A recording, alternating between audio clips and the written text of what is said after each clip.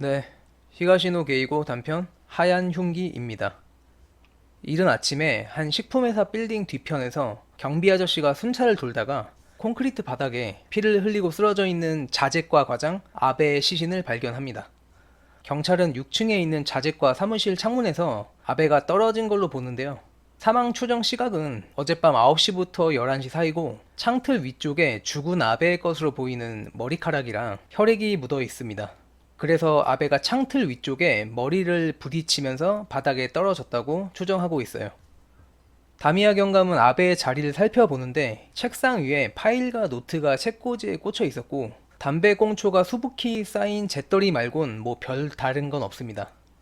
책상 옆에 쓰레기통을 뒤지니까 구겨지고 찢겨진 종이들이 나오는데요. 다미야 경감이 그 중에 하나를 끄집어내서 보니까 매직펜으로 큼지막하게 글씨가 쓰여져 있는데 별로 중요한 건 아니어서 다시 구겨서 쓰레기통에 넣습니다. 다미야 경감은 아베의 부하 직원인 사노 계장이랑 담배를 태우면서 이야기를 하는데요. 사노는 아베가 어젯밤에 보고할 자료를 만드느라 늦게까지 사무실에 있었을 거라고 해요. 아베 말고 다른 직원은 없었냐고 물어보니까 사노는 다른 직원들을 불러옵니다. 어젯밤에 아베 말고 잔업을 한 직원은 9시 5분에 퇴근한 모리타랑 10시 22분에 퇴근한 유키코였어요. 둘 다 자리는 죽은 아베 과장의 앞자리와 옆자리였습니다. 다미야 경감이 본 모리타는 여자한테 인기가 많은 타입이었는데요. 모리타한테 퇴근할 때 아베는 뭘 하고 있었냐고 물어보니까 무슨 자료를 만들고 있었다면서 그걸 유키코가 돕고 있었다고 말을 합니다. 아베가 혹시 뭐 짜증이 나 있거나 하지 않았냐니까 모리타는 아니라고, 아베 과장은 계속 웃으면서 농담도 하고 그랬다고 해요. 다미야 경감은 모리타의 진술로 봐서는 아베가 자살을 한 것 같지는 않다고 생각을 합니다. 유키코는 작은 키의 24살 여성이었습니다. 자기는 어젯밤에 아베 과장이 회의 자료 만드는 걸 도왔다면서, 그리고 10시가 지나서 자기 먼저 퇴근을 했다고 합니다. 다미야 경감은 창가로 가서 아래를 내려다봐요. 그리고 80kg가 넘는 아베 과장이 대체 뭘 어떻게 실수하면 창틀에 머리를 부딪히고 떨어질 수 있는 걸까 하고 생각을 합니다. 일단 사망 추정 시간을 봤을 때 유키코가 10시 22분에 퇴근을 했으니까 그리고 나서 1시간 이내에 아베가 창문에서 떨어졌다는 얘긴데, 사실 이 회사는 출입이 자유로워서 아베가 잔업을 하는 걸 아는 사람이라면 누구든 기회는 있었습니다. 문제는 거구인 아베를 창문에서 추락시키는 방법이었는데요. 아베가 떨어진 낙하 위치를 놓고 추정해본 감식 결과에 따르면 아베는 제법 강한 힘에 밀려서 떨어졌을 가능성이 높다고 합니다. 역시 자살인가 하고 생각을 하다가도 회사 직원들이랑 아베의 아내 이야기를 들어보면 아베라는 남자는 배짱이 두둑한 사람이어서 어떤 일이 있어도 자살할 사람은 아니라는 생각이 들었습니다. 근데 또 성격 좋고 농담도 잘해서 사람들한테 원한을 살만한 스타일도 아니고, 아베가 죽는다고 해서 딱히 득보는 사람도 없어서 타살이라고 결론을 내릴 수도 없었습니다. 그리고 두 번째 사건이 일어납니다. 아베가 죽은 지 일주일 정도 지났을 때 회사 사무실로 사노 계장이 죽었다는 전화가 옵니다. 사인은 교통사고였는데 고속도로 커브길에서 핸들을 꺾지 못하고 중앙 분리대를 그대로 들이받은 사고였습니다. 현장 검진 결과 졸음 운전으로 인한 사고로 판정을 내려요. 경찰 수사과에서는 산호에 부검 요청을 했고, 부검 결과 산호의 체내에서 수면제가 검출이 됩니다. 다미야 경감은 다시 식품회사에 가서 직원들이랑 면담을 통해 산호 계장이 외근을 나간다는 거랑 자동차를 썼다는 것, 그리고 회사를 나가기 직전에 차를 마셨다는 거랑 차는 매일 아침 10시에 유키코가 모두에게 가져다 준다는 사실을 알게 됩니다. 다미야 경감은 유키코한테 차를 어떻게 준비하냐고 묻는데요. 유키코는 탕비실에서 혼자 준비한다고 대답을 해요. 혹시 차를 준비할 때 누가 들어온 적은 없냐고 하니까 사람들이 들어오긴 하는데 그날은 정확하게 누가 들어왔는지 기억은 안 난다고 합니다. 다미야 경감이 탕비실에 가서 조사해 보니까 모두 똑같은 찻잔이라서 차에 소면제를 넣는다고 해서 어떤 게 산호 앞으로 갈지는 알 수가 없었습니다. 유키코한테 차를 내갈 때 직원마다 직접 책상에 가져다 주냐고 하니까 유키코는 그렇다고 해요. 아베와 사노의 죽음에 모두 유키코가 연관돼 있어서 유키코가 가장 의심스럽긴 했지만 조사를 해봐도 딱히 그 둘을 유키코가 죽여야 할 동기가 없었습니다.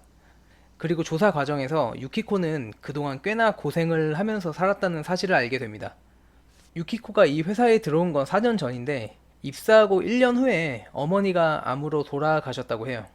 그리고 같은 직장 동료인 요이치라는 남자랑 사내 연애를 하다가 작년 가을에 결혼을 했다고 합니다. 근데 불행하게도 올해 5월에 요이치가 교통사고로 사망을 했다고 하는데요. 단순 교통사고였고 아베 과장이나 사노 계장이랑은 연관이 된 건 없었습니다. 유키코의 불행은 여기서 끝나지 않았는데요. 지난달에는 유산까지 했다고 합니다. 담당 의사 말로는 세상을 떠난 남편이 남긴 아기여서 유키코한테는 유일한 삶의 보람이었는데 유산 후에 너무 큰 충격에 극심한 노이로제 증상까지 보였다고 합니다.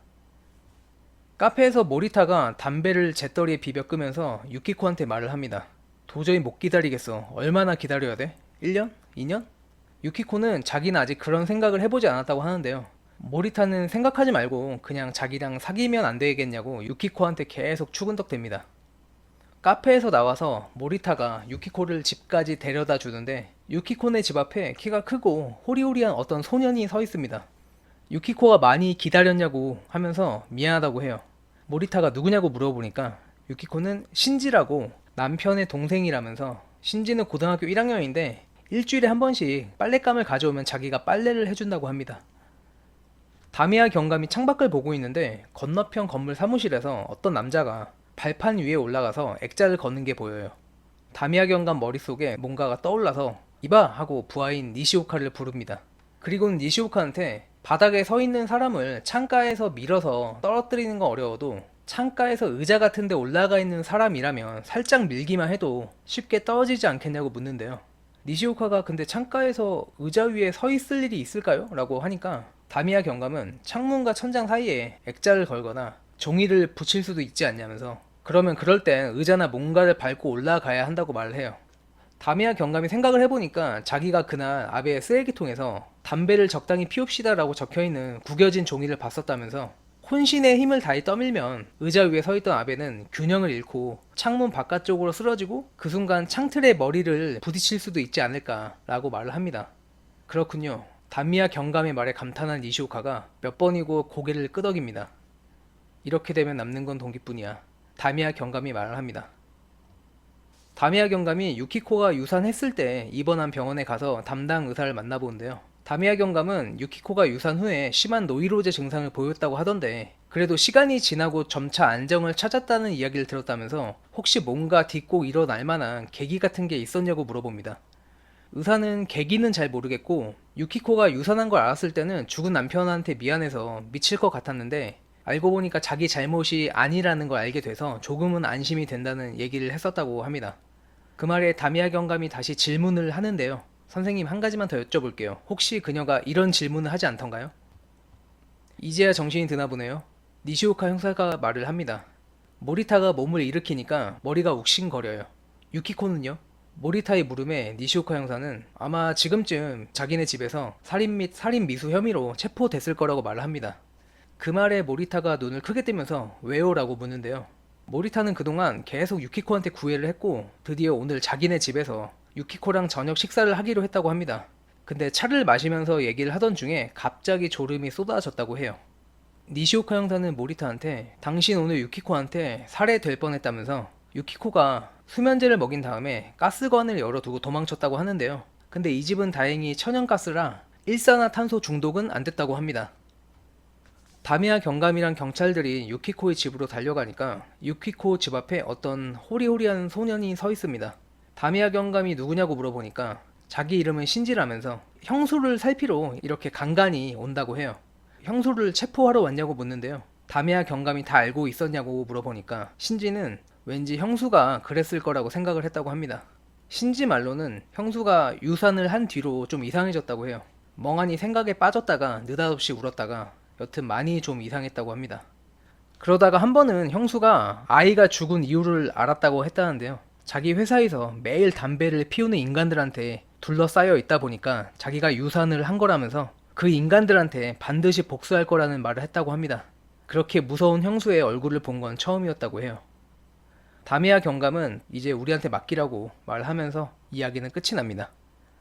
네, 간접 흡연의 무서움을 일깨워주는 내용이었습니다. 감사합니다.